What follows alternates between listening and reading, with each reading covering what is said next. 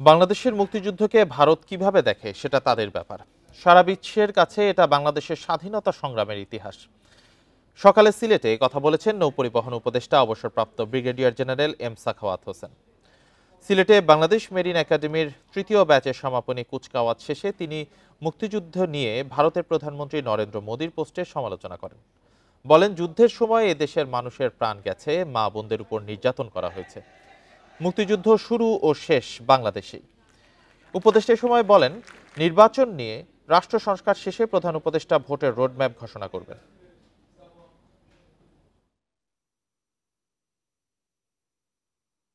ভারতীয় প্রধানমন্ত্রী তার মতো করে বলেছেন, বিশ্ববাসী জানে এই ব্যাপার, এটা কোনো নতুন ব্যাপার নয়।